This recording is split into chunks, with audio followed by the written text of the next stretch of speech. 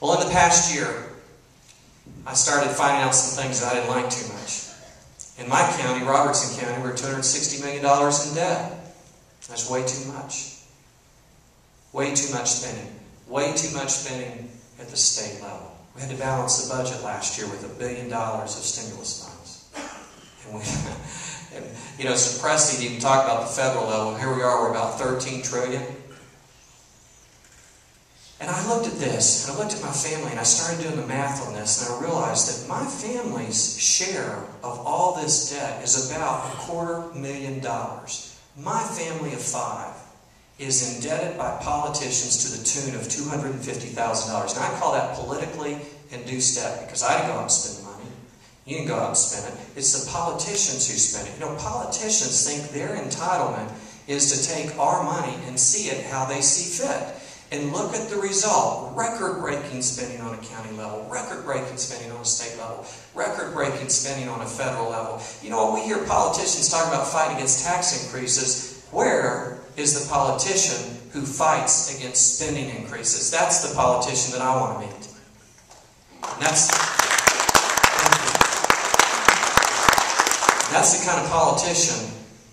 And I cringe when I say that. That's the kind of politician I'm going to be, one who fights against spending. Yes, I'm going to fight against fight for tax cuts, but I'm going to fight against spending. So I started watching all this stuff, and I started getting pretty upset about it.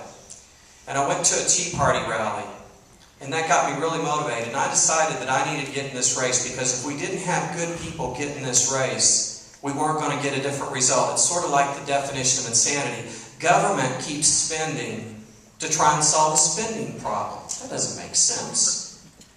Politicians keep borrowing to try and solve a debt problem. That doesn't make sense either.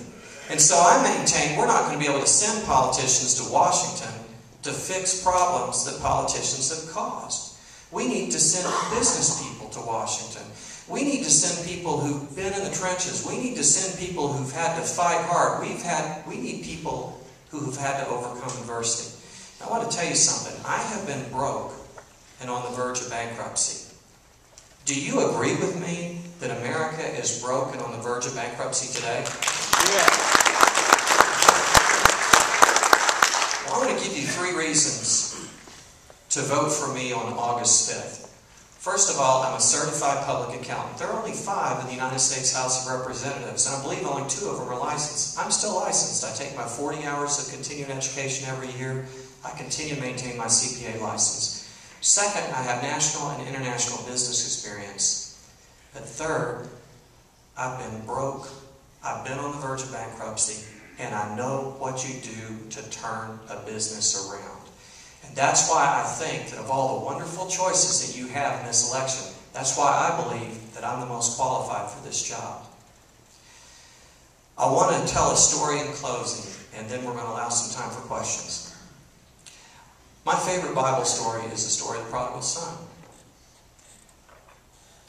And I think it's my favorite story because it's a story of redemption. It's a story of acceptance. It's a story of forgiveness. And when you read this story, when this young man came back to his senses, and when he got on the road and when he headed home, his father didn't just greet him.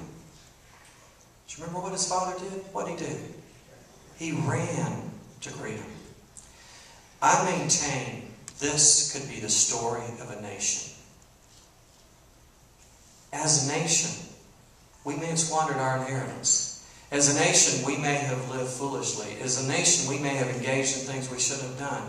But I believe with all my heart that if, as a nation, we rise up and we decide to go home, that God will run to greet us. And I believe that this nation can be blessed like it's never been blessed before. I believe that our nation's very best days can still be yet ahead. That we can indeed be that shining city on a hill and much, much more. I'm very encouraged about the future.